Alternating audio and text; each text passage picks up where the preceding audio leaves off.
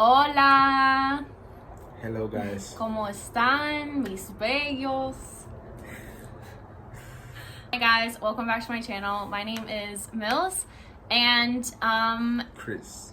yeah, this is my husband's Chris. If you like my videos, if you can hit subscribe, that would be awesome. We would be super appreciative of that.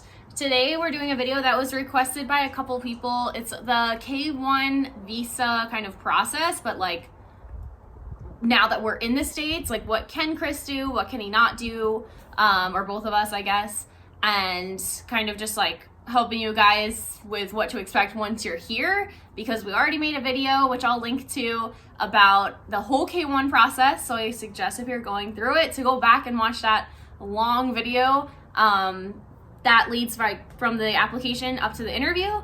And now we're here in the States, and we'll tell you a little bit more about that.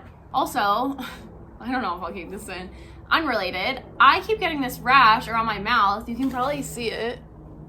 It's like there. I know. If any of you guys know what that's from, please comment below and let me know. Might be allergies or something that I'm allergic to, but it always comes and goes, and it's so annoying. That's like all I can see. It's completely unrelated. It is unrelated, but you never know who's watching. Where they say it? Gracias. When you get the K-1 visa, like once you use it and come to the States, like as soon as you like land in the States, you get 90 days to get married. So that's 3 months. Yeah. So we got here August 2nd and married September 26th. Yes. That's about almost 2 months. Yeah. So you also, once you get the K-1 visa, you have 6 months to use it. So say your fiance, he or she is in the DR, for example. Most people in our situation, the American would be in America, in the United States. I was living in the Dominican Republic.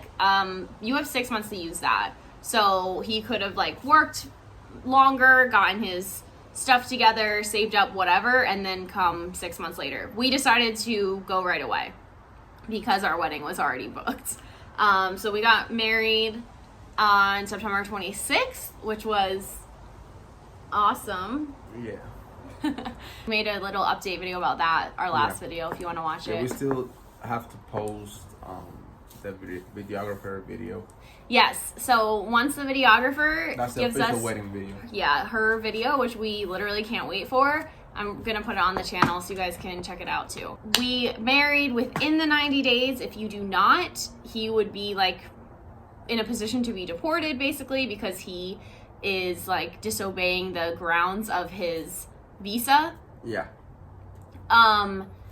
Now a lot of you ask, like, can he work, can he drive, blah blah blah. Can you drive? Yes. Once you land in the States with the K-1 visa, you are eligible to get a social security number. Mm-hmm. So you apply for that.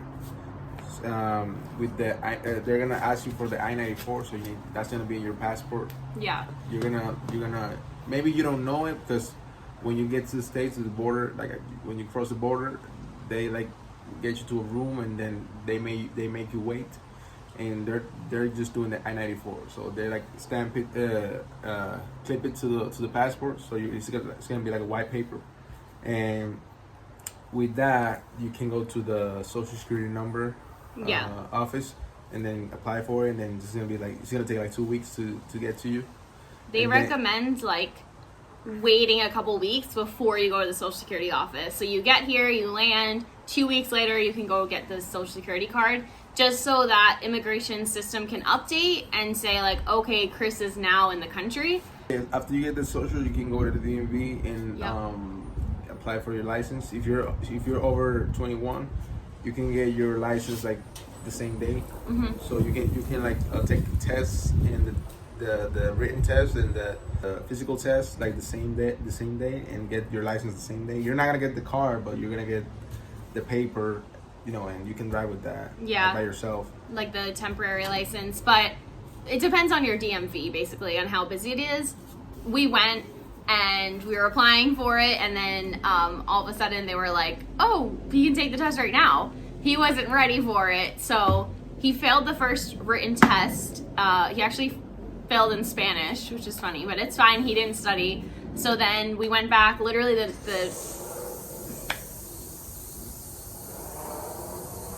my sprinklers just came on.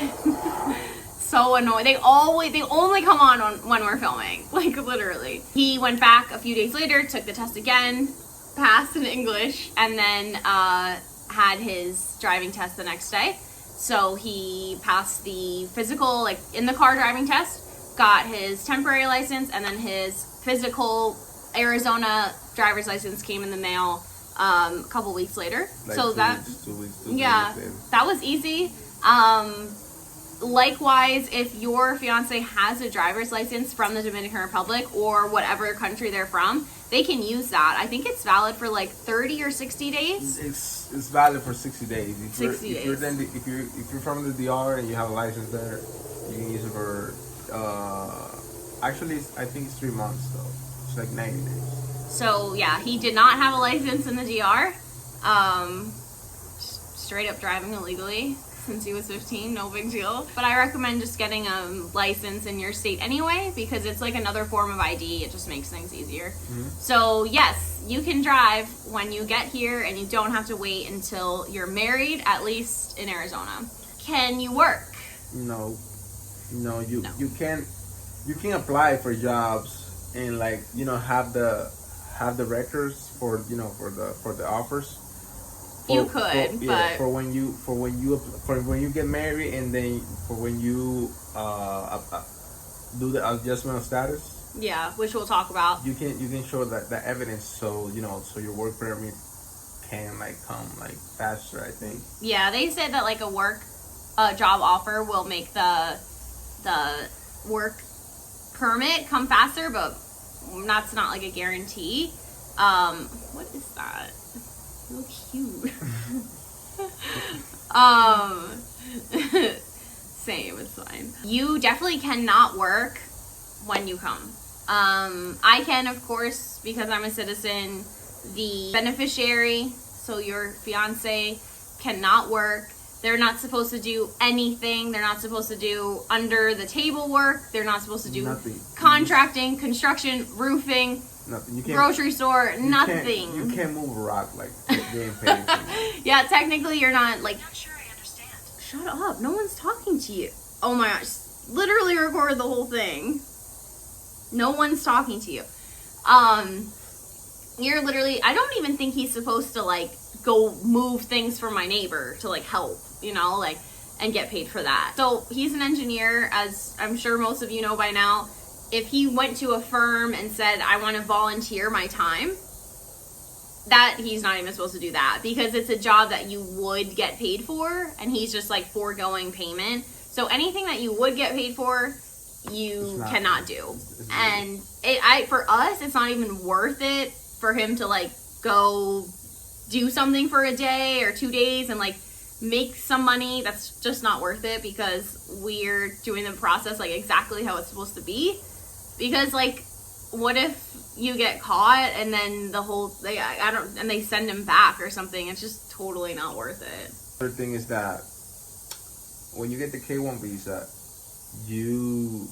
if you had a travel visa, like a tourist visa, yeah, it automatically gets canceled. Yeah. So his B1. Yeah. So make sure you're doing the right decisions, because if you get the K-1 visa, you're gonna get the B1 visa canceled. And for example, if later on you decide not to get married, or things happen, and you decide to go back to the DR, you're not gonna have any visas anymore. And so now you're gonna have to apply for a tourist visa again, do that old thing. And it's hard.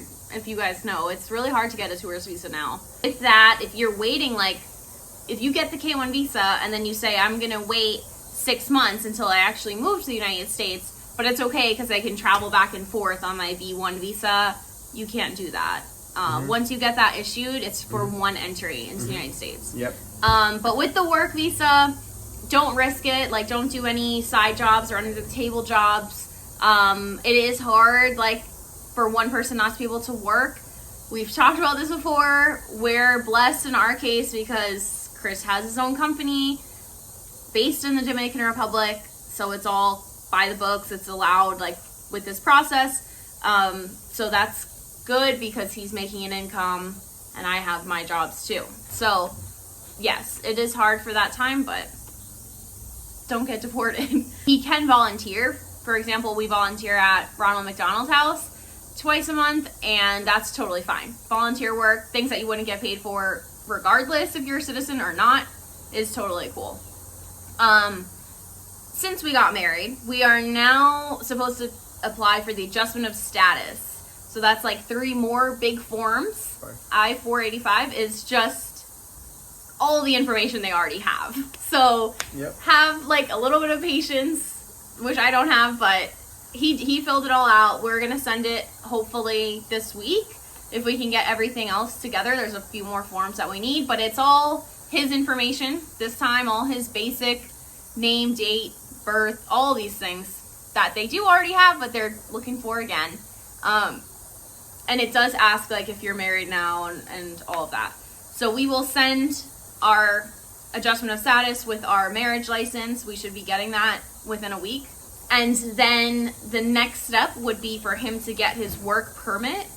That can take minimum 3 months, usually more.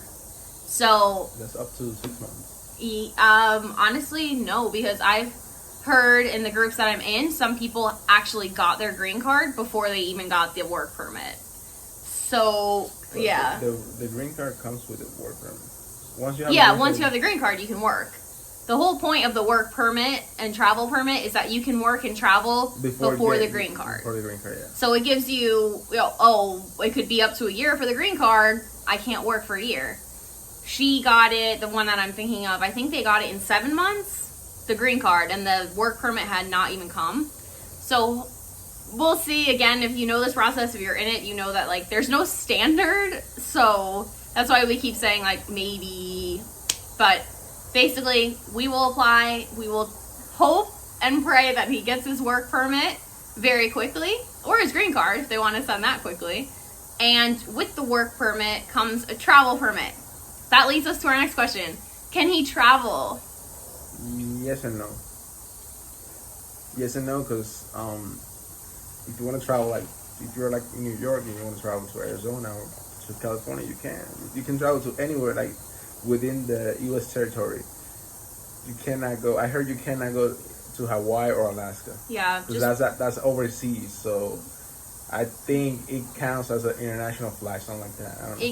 You can't go just because if the flight like detours to another country, they said they could just like not let you back in because you already used your one entry into the United States. Yeah, so they said just like don't risk it. And so we can travel in the States. Yeah, we can travel in the States. But if you have plans to travel outside the country, you need to wait until you have a travel permit. And like applying for the travel permit, you need to list like the countries you would like to visit and the dates, and have all that planned. Do you need to do the dates? I don't know if you need to do dates, but you do need to list the countries you want to go to, which is like all of them. I don't know, because we're going on like a bigger honeymoon next year, and we're not decided where we want to go yet, but I think we'll just list everywhere we're thinking of just in case. And the DR, of course. But it's also a little bit iffy. Like, I've heard so much conflicting information. Like, can you travel on the travel permit, or is it only for emergencies?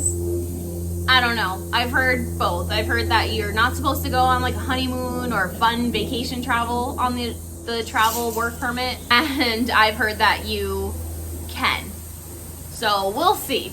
I don't know. Maybe he'll have his green card by then. So he cannot travel internationally, and it kind of sucks because you can't even go visit the DR again until he gets that. Some people were asking like about a bank account. He could set up a bank account. We did that before we got married. He got a bank account here with Chase, which is where I have all my accounts, and he needed his social security card or proof of address. So like a utility bill with our address or a cell phone bill, something like that. We didn't have anything like that yet. So we just went back when he got his social security card, and now he has his like checking and savings. We have our joint accounts, everything. We set that up before we were married. So you can get a bank account here. You just have to make sure that like you have proof of address or he has his social already. If you get here and you don't have social security number and you don't have well, if you want to open a bank account and you don't have your social or anything else that you need, you can go to Wells Fargo. I think Wells Fargo is the only bank that can, like, we'll give you a checking account. We open like a checking account for you with your passport. With only your passport. I did that about a year and a half ago in New York, and they just needed my passport, and I got to open the checking account. Yeah, if you're like desperate for a bank account for whatever reason for him or her, you can try Wells Fargo first, but since I was at Chase, we wanted to like move our accounts there. Anything else? I think it was like driving, travel. I don't know about school though, or vacation. Because I think you can go to college being they don't. Yeah, I think if he wanted to go to school, I'm not sure if he like wanted to go back to college. Maybe for a master's. Yeah, maybe. I'm not sure what information they would need from him, but I'm pretty sure that he could go. Especially once you have a green card, of course. Yeah, you just have to wait. Yeah, I think that, I don't know. Anyway, most of you asked about the traveling, the driving, the bank account, things like that. So hopefully we answered all of your questions. If you guys have any questions for us, anything we missed, feel free to comment below your questions. We can do a live video too if you guys want. We can like set a date and time and have you guys come on in that time and ask us live questions, or just comment your questions below, or write us on Instagram, which I'll link below too in the description, and you can DM us any questions and we'll do like a whole FAQ video. So what's FAQ? Like frequently asked questions. Oh, I thought you meant Q&A. Or that, yeah, same thing. Q&A. That's probably what it's called, Q&A video. Yeah. So we can do that. A lot of you ask about our relationship or specific questions that you want Chris to answer about being a Dominican living here, or anything, dealing with me, whatever you want to ask.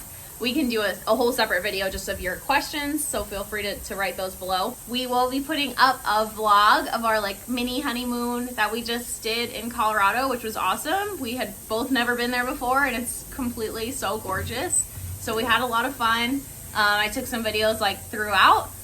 We went to the zoo, so definitely watch that video because I was freaking out, obviously. To her channel. Thanks. Our channel. His channel. I feel like people like you more than me. Like the video if you did, and if you don't, I'm gonna give you your face. That's rude. Okay, well, you heard him. Like the video. Share it with anyone else that you know going through the process, and we will see you guys soon. Bye.